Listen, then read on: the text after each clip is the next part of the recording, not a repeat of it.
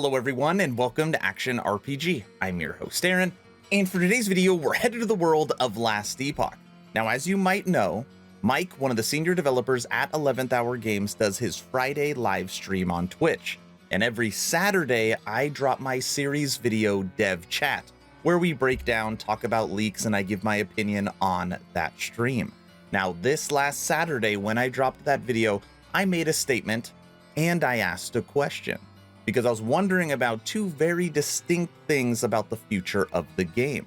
And luckily, Mike answered me. We had a good conversation, we talked, we went back and forth, and he was able to give me more insight about what he said on that stream, and I want to make sure that you have the information. As always, I will share my thoughts. Please feel free to share yours in the comment section below, and don't forget to subscribe to support smaller channels. All right, let's jump right into this. I am sure you are all overjoyed right now because there are now two of me on the screen. That's right, my dev chat videos, I drop them every Saturday. Now what I'm going to do is play the question, play Mike's response, and then play my response to Mike's question, and then I will pause the video and I will tell you what's really going on. It'll all make sense.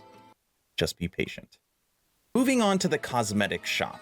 Is MTX going to be something that's available before 1.0 in early access, or is it something we're going to get later? We have started working on it already.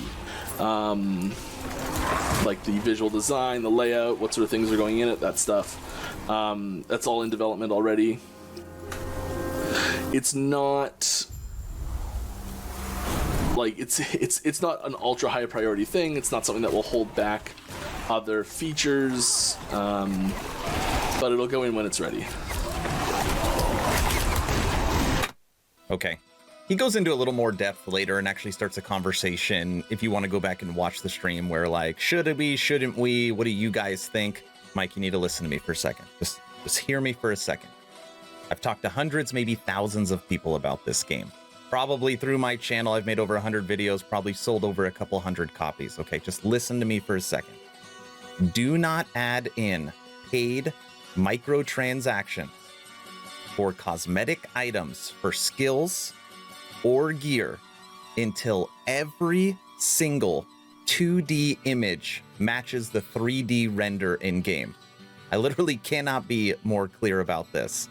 If I have a unique item in my hand and it does not match the picture, do that first, or else I won't be able to defend that decision. Okay. MTX. They're already working on it. Yet there are many items in the game where the 2D art still doesn't match the 3D render. So that was the point that I was trying to put across, because I'm always trying to defend 11th Hour Games because they continue to update their items, and it scared me thinking that they're going to release cosmetic MTX, so paid versions to make your character look better, when they really haven't even finished the baseline game yet as far as visuals go. So I talked to Mike about this, and Mike assured me. He said he probably could have been a little more detailed, and that's fine. Maybe it was just me taking it out of context, but he said they are working on the UI and the background interface to be able to put in MTX into the future, but they are not currently working on new MTX to put into the game. So the UI and the background system are currently in the works, so that in the future they will be able to give us high quality MTX cosmetics as far as gear and skills. But that is not going to come before we get all the standard items 2D art matching the 3D renders. So he cleared the air. I'm not going to get MTX and paid microtransactions before those items are done. Now let's talk about the last three classes that we are waiting on for Last Epoch. So next one, I'm not gonna lie, took me by surprise for a little bit. Somebody asked if they're gonna be able to play the Falconeer class before 1.0, the full game release. Listen to the response. Possibly. I don't really know the timeline on that exactly. It's something that changes.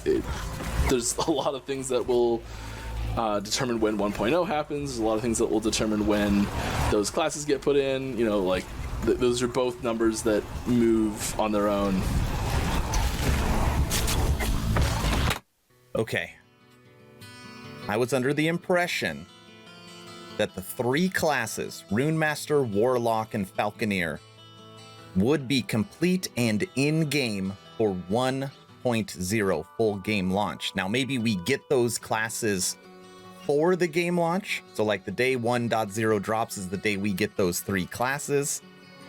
But the way Mike answers the question, it almost seems like maybe we won't get those new classes until after the game launches, which would really suck.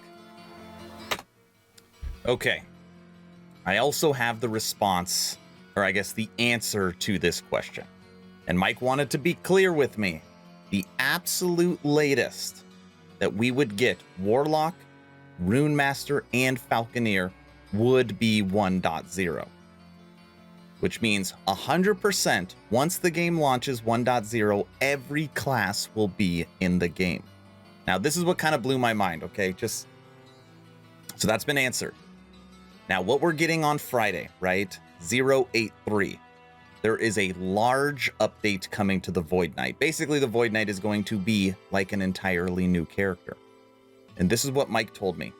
The work that they did from 082 to 083 on the Void Knight for this Friday update is the same, if not equal, to the amount of work they would have to put into either the Falconeer, the Warlock, or the Runemaster to finish it. Which means they can completely finish a class from one update to the next, which is evident based upon the Void Knight. That is how much went into the Void Knight this update. And then that's what made me think, like, this game really isn't super far off. If they can complete an entire class in one update, that means we could get an update that potentially has all 3 on it. And what Mike went on to tell me, which isn't a surprise, and I've said this multiple times, is that multiplayer right now is eating up a majority of 11th Hour Games resources. They want multiplayer right. They know we want to play with friends. We know that the main quintessential problem with the game right now is you cannot play with friends. And they understand that. They're not stupid. They've heard the feedback they're asked every single day. So most of their resources are going towards multiplayer. But once multiplayer is dropped, once it's stable, once it's functioning like they're supposed to, they are going to knock out all of this other stuff we're waiting on. Endgame systems, the Bazaar, the last 3 classes, quick. All right, everyone, that's the video. Mike, as always, thank you for being a great partner with the channel and giving me a lot of insight into what is happening behind the scenes over there at 11th Hour Games.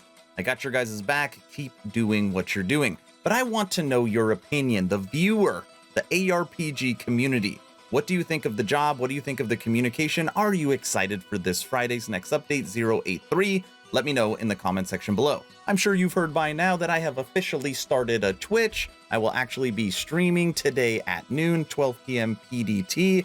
I am on Twitch every Tuesday, Wednesday, Friday, and Sunday. So check it out. First link in the description below. If you haven't joined the official Action RPG Discord, please do so. We're now over 1,100 members, great conversations every day. The idea is to create a gaming community that could jump from game to game together so you never start the server alone. Link for that Discord is also in the description. I hope you enjoyed this quick last Epoch wrap-up video. Hopefully you're entertained or at least learned something. Aaron?